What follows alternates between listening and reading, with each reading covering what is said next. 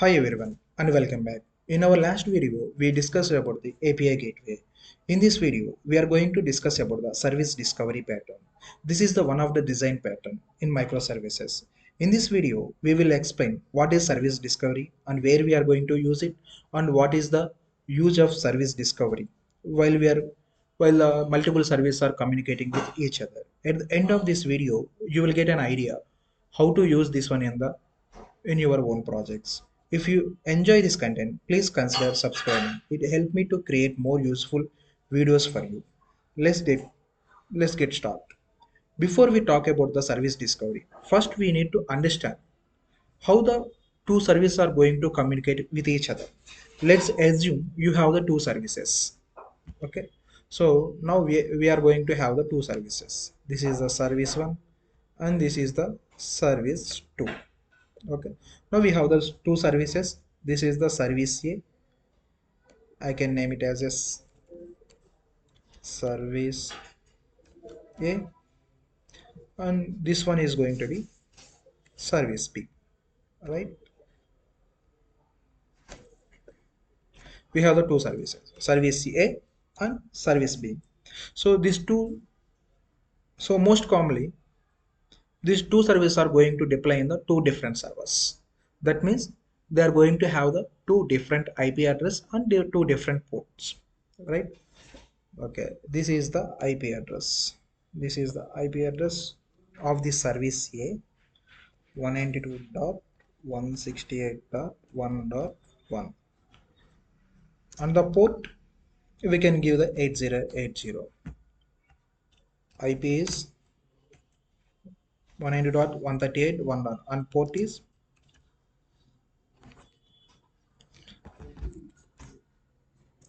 okay. So this is a one service. So you can assume this is a Java service. This service is running on one server. The server IP is 192.138.1.1 and it is running under port of the 8080. Okay, similarly we have the service B also. It is also running on the different mission or different service server, and it is going to have the different IP address, right? It is going to have the different IP address, like it is 1 2, and it is running under port 9090. Now you can see, now we have the two services are running on the different missions. That means each service it is going to have the different IP address and port.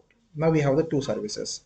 Now service A want to send a request to the service B. Okay, service A want to send a request to the service B. It need to send a request to the service B to get the some information. Then if service A want to communicate with the service B, definitely service A requires some information of the service B. What are the information it is required to send the request? It is required the information of the IP and port to interact the service B.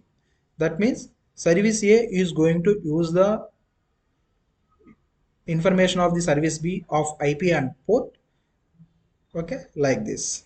So it is going to give the hit to the service B by using, it is going to okay, http slash slash and IP address 192.138.1.2,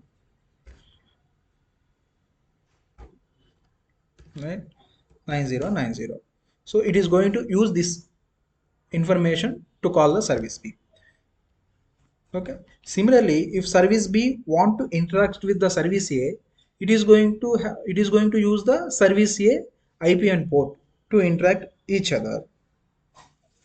Okay, now we understand it now how their services are going to interact each other, like by using the IP and port, it both are going to interact with each other. But in some cases now my service B is running one mission, right? The mission got crashed. Okay, my mission got crashed. So once it is crashed, now I'm going to deploy this same service in another mission. That means I'm going to get the another IP address.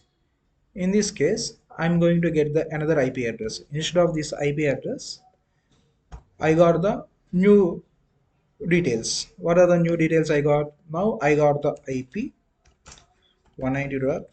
138.1.2 port. So port is maybe it may be changed, it may be changed, but the IP address is got changed to 223. That means in service A we already configured the service B information as like this, but suddenly something happened, my service B mission got crashed. So once it is crashed, I deploy the same application into the another system. That system IP is 3. Now if service A want to interact with the service B, so will it will it work? No, right? Why? Because the IP address of the service B is got changed. So again, what you have to do, you need to go to the service A and open the configurations files, and again you need to change the IP address.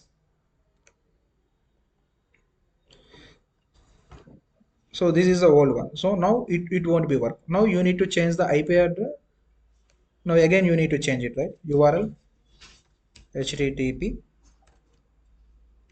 / 192.138.1.3 if I'm 9090. Now you have to use this URL. So this one won't be work. This will be work now. Why? Because our first mission is got crashed and we deployed the same application to another mission. Now new IP is generated. That IP we need to configure the service app. Okay. So whatever we are doing, so we are completely depending on the IP address on port of the application. That means it will creating the some challenges to us. Okay. That means so you whenever the system IP changes, immediately you need to change IP address in your service. That means this is a simple application. You have only two services, A and B. Imagine if you are working in a real-time project, you have the 10 services. Okay, you have 10 services. 10 services is going to interact with the 11th service. The 11th service, suddenly the IP address of the 11th services got changed. So in this case, you need to go with the all 10 services and you need to update the IP addresses. So that means we need to take care of the changing of the IP and port explicitly. Okay, that become very complex, right? So that is a very complex activity. At the same time, now let's assume you have the Flipkart application. In Flipkart application, they are going to announce some sales, right? At that time they are going to scale the only particular module, like either payment module or product module. Maybe they increase the scale the product module. Okay, so let's assume like let's take this example on it. I will explain it clear. Now I have the service A and service B. I have the some load in the service B. Okay, now what I'm going to do it, now I'm going to this scale this application. Okay, I'm going to scale this application. Okay, I'm going to deploy the same service in another mission. This is also service B only, service B only. Okay, but the IP port are different. Why? Because I deployed in other another mission. Okay, 192.138.1.4 and the port is 9091. Okay, so my I have the too much load on service B. That's why I installed one more service. Okay, now this is the IP address force. Now I need to on service A given the request to the service B. But here I have the two services. Okay, actually, as per our understanding, to achieve load balancing, what we have to do, service A first need to call the service B, this mission, then after first request go to this and second request go to this server. First request go to the 3 server and second request need to go with the 4th server. But what happens in service A, you dynamically, it is not working dynamically. You hard coded the IP address and port of the service. Okay, that's why whenever you raise a request from service A to service B, it will reach us to this server only. It won't think about this server. So by this, we cannot achieve the scaling is not possible, and at the same time, load balancing also not possible, right? So if you stick with the IP address and port, it is like static one. If you configure that one, it will go in that direction only. It won't look for the alternate way. alternate ways. Okay, these are the challenges. First challenge is, we can once the if once you've done the scaling, so your application can't interact with the scaled server, and load balancing also not possible. So we have this type of the challenges. So then if the server is crashed, you deploy the service in another mission, then again you need to change the all the configuration in the remaining all services. So these are the challenges we are facing if you stick with the IP address port statically. So that's why in Spring Boot microservices, we have the concept called service registry. What service registry will do? Service registry, you can think service registry is like something like a phone book. It is a phone book. If you want to call anybody, you are going to open the phone book and you are checking the phone number and you are dialing it. Similarly, service A want to interact with the service B, it won't directly interact with the service B, and it won't depends on the IP address and port of the service B. What it will do? Let me draw a diagram for you.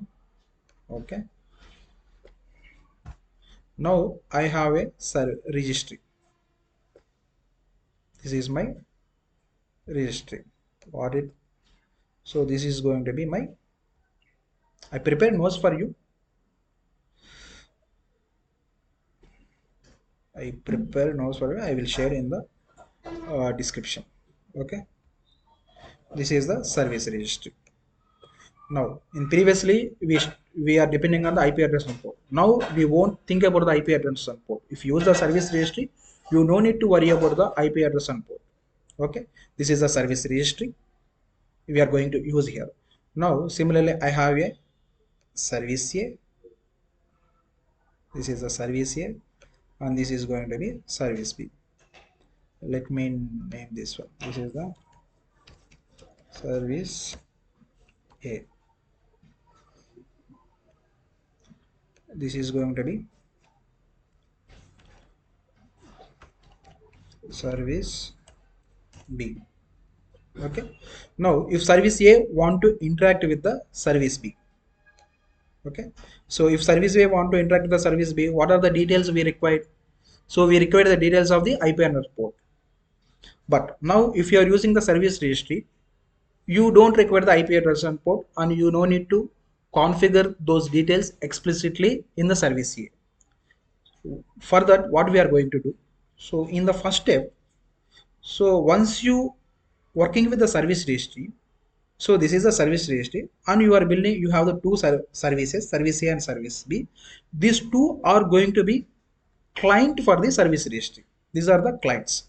Whenever you start your application, so whenever you start your service A, it is going to store this information into the service registry. Okay, it is going to store the information into the service registry. What are the information it is going to store in the service registry? So you have the service name. What is the service name? This is the service name I'm going to give as a. This is the service. These are the information. Whenever you start the service A, it is going to give some information to the service registry. Hey service registry, these are my information, you can store in your context. Okay, so service registry is going to have the context. Okay, it is going to store this information in that context. Okay, so it is going to, so service name and another is IP. And previously we mentioned one IP, right? Same IP we are going to 192.168.1.1, and at the same time port. Okay, 8080. Now once service A is started, it is going to call the service registry and give the metadata information to the service registry. The service registry, it will store all the information in the context of, in the context. Okay, here it is going to store this information. Okay, now again we have the service B. Once you start the service B, similarly it is also going to store the information to the service registry. Okay, what are the information? Similar information. So, but service name will be different. This is a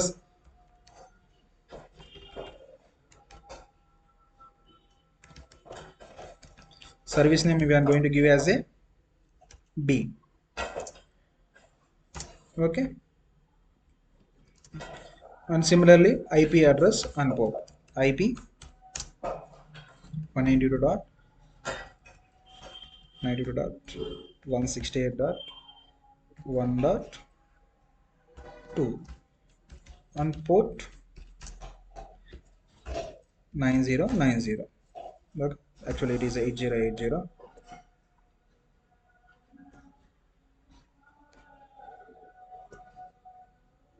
Okay, it is 8080. So service A started and it is going to store this metadata information to the service registry, and service B started. It is also going to store that metadata information to the service registry. Now service A wants to interact with the service B.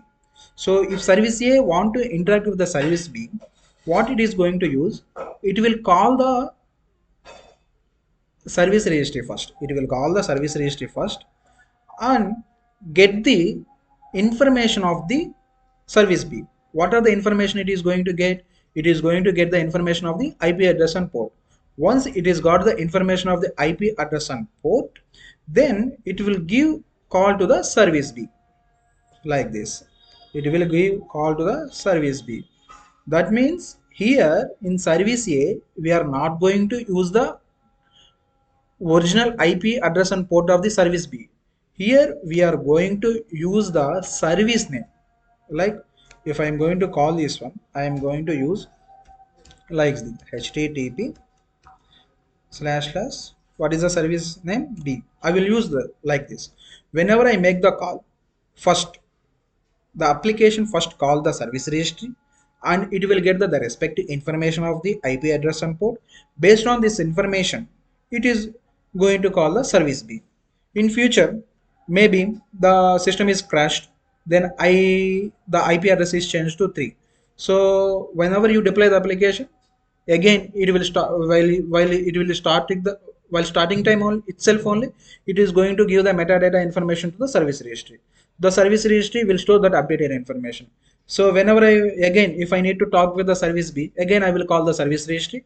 I will get this updated IP. Anyway, the service registry is going to show the new details only, right? It is going to give the new IP address and port to me. Based on that, I'm going to call the service B. See, if you are the multiple services also, it is going to have the multiple IP address for the same service. So in client side, we are going to follow the some sort of the load balancing mechanism that will cover on the later part. First, in this video, we need to focus what is the service registry exactly and what is the use of this one. So now in previously, first one is sorry. What is the first problem we faced in previously? The first problem we faced is uh, if you are depending on the IP address and port, if IP changes, we need to change the configuration in the all the service. But if you use the service registry, we no need to do any changes, right? We no need to do any changes. Why? Because service registry, it will maintain the updated information. Whenever if you want to talk with the another service, you don't call directly the service. First call the service registry and get the required information, then you can call the service. That means IP configuration is not required. Okay, so then if you scale the application, if the service B is, if you deploy the service B in two missions, the service registry is going to have the two IP addresses. It will give the two IP addresses to us. Okay, it will give two IP address to the service A. Service A will decide which IP address need to call. So by default, we are going to in service in client side, by default we are going to follow the load balancing mechanism, the round robin. Okay, a 1 2 1 2 like this will it will follow. Okay, if the load increases, we are going to scale the applications. The scale if the scale the application, we are going to have the multiple IPs. The multiple IPs is going to store in the service registry with the same service name. Once you call that, once you get the information of the respective service in service A, we are going to give the multiple IPs.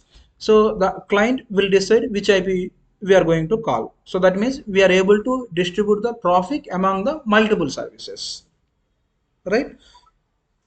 So these are the benefits we have if you use the service registry. I hope you understand what is the service registry exactly. In the next video, we are going to discuss the two concepts in the service registry. Actually, service registry is divided into two types. One is the client side service registry. Second one, server side. Client side and server side. Client side service discovery, and so these are the two: client side discovery, server side discovery. Okay, these two we are going to discuss in the later video. Okay, let's see this document. This document I prepared for you, so I will post in the chart, I mean not in the description, you can find it, so you can read this one. In microservice architecture, each service like user service, auto service might be running on a different service, and the network addresses like IP and ports can be changed frequently. Service discovery help these services to find each other easily, even. So this is right. This is what we discussed just now. Okay, how it is work. The first point. So whenever the service is stopped, it is going to register our information to the service registry. When one service want to discuss with the another service, first it will talk to the service registry and get the necessary information. Then only it will make to call to the other service. Health check. Okay, health check means, so now your service B is started and it is give information to the service registry. Suddenly your service B is stopped working. That means the service registry should be in operative array, right? That's why what service registry will do? Service registry will check the service B is available or not continuously by using the health calls. It will give the hit to the service B, hey, are you available or not? Then you will get the response. Then it will keep this information, the contents. Or else, if we didn't get any information, what service registry will do? The service registry will remove this information from the service registry context. Okay, that's what health check. So what are the benefits? Dynamic. Dynamic means if you scale the, I mean dynamic means we are able to identify the IP address for dynamically, right? That's what it is. Okay. So I hope you like my session. So if you have any doubts, please comment in this comment. Based on that, I will respond. Thank you. Thank you for watching.